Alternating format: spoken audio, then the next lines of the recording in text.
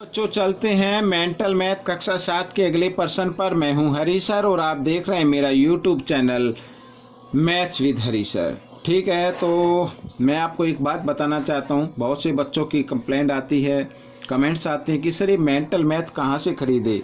तो वो मेरे डिस्क्रिप्शन बॉक्स में जाकर मैंने कुछ मेंटल मैथ खरीदने के लिंक दिए, वहां पर वो क्लिक करके घर बैठे मेंटल मैथ परचेज कर सकते हैं। साथ ही आप अपने माइंड को कैसे इम्प्रूव कर सकते हैं उसके लिए मैंने बुक्स लिखी हुई है, कुछ टॉनिक भी वहाँ पर दिए हुए हैं, तो आप उन पर जाकर भी क्लिक करके आप उसका फ़ायदा उठा सकते हैं। तो बच्चों यहाँ पर अब हम करने वाले हैं अगला प्रश्न। देखिए प्रश्न नंबर हम करेंगे 9 और 10। ठीक है, 9 व 10।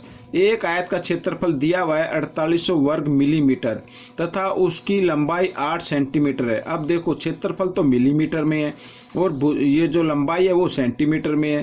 ठीक है, तो हम क्या करेंगे, इस क्षेत्रफल को पहले सेंटीमीटर में चेंज कर लेंगे। ठीक है, साथ ही प्रश्न नंबर 10 यहाँ पर लिखा है पी क्यू आर में पी एल लंब है क्यू आर, तो पी एल 5 सेंटीमीटर है और क्यू आर 8 सेंटीमीटर है। तो त्रिभुज का क्षेत्रफल ज्ञात करना है। आइए करना शुरू करते हैं। तो यहाँ पे अब मैं आपको बताता हूँ। देखो सबसे पहले 9 हम करेंगे। यहाँ पर आयत का क्षेत्रफल दिया हुआ लिख लेता हूँ। आयत का क्षेत्रफल बराबर 4800 वर्ग मिलीमीटर। ठीक है, ये है। अब हम इसको या करके इसको किस में बदल देते हैं, सेंटीमीटर में बदल देते हैं। ठीक है, और मैं आपको बताता हूँ एक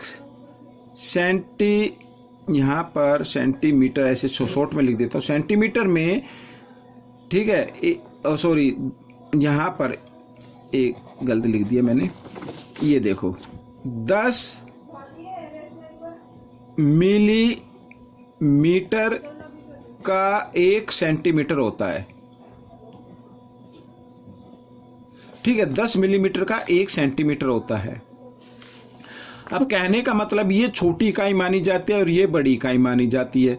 जब हम छोटी इकाई को बड़ी इकाई में बदलते हैं, देखो बड़ी इकाई को छोटी में बदलते तो गुणा करके करते हैं और छोटी को जब बड़ी में बदल देते तो भाग कर देते हैं। तो मैं यहाँ पर क्या करूँगा, 48, अब ये क्या है, ये है मिलीमीटर। अब मैंने इसको कर दिया यहाँ पर 10 से भाग, तो अब ये बन जाएंगे सेंटीमीटर। लेकिन एक चीज़ का ध्यान रखना है, ये है वर्ग। ठीक है, तो हम भी 10 के वर्ग से करेंगे, यानी 10 गुणा 10। 10 का वर्ग तो यही होता है ना, 10 गुणा 10। अब बन गई ये बच्चों क्या, सेंटीमीटर बन गई। तो 1 0 से 1 0 काट दिए, 1 0 से 1 0, तो 48 सेंटीमीटर आ गया बच्चों अब ये।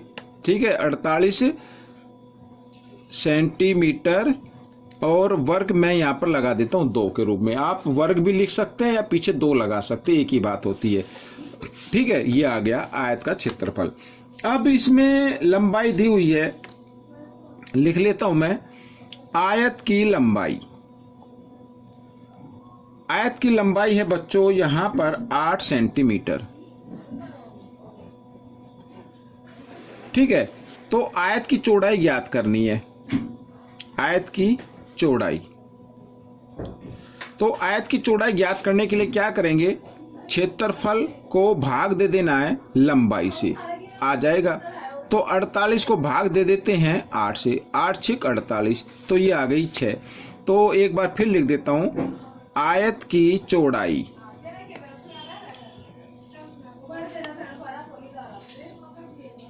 आयत की चौड़ाई 6 सेंटीमीटर। ठीक है, ये आपका उत्तर बन गया। अब हम करेंगे प्रश्न नंबर 10। इसमें लिखा है बच्चों पी क्यू आर, ये देखो मैं एक चित्र बना लेता हूं।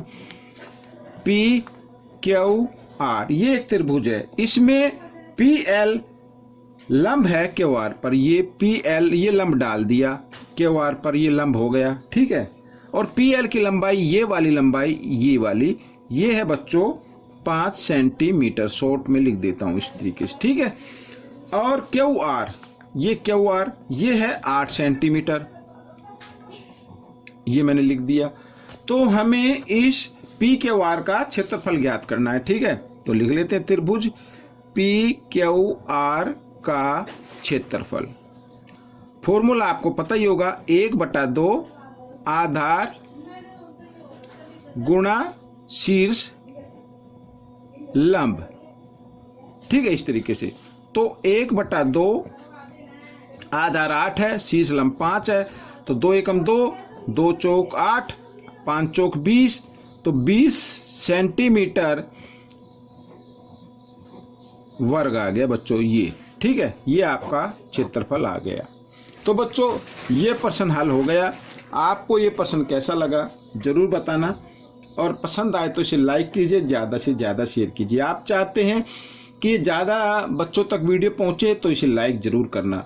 ठीक है, मिलते हैं अगले पार्ट में। तब तक आप प्रैक्टिस करते रहे और प्रैक्टिस करते हुए सिखाते भी रहें।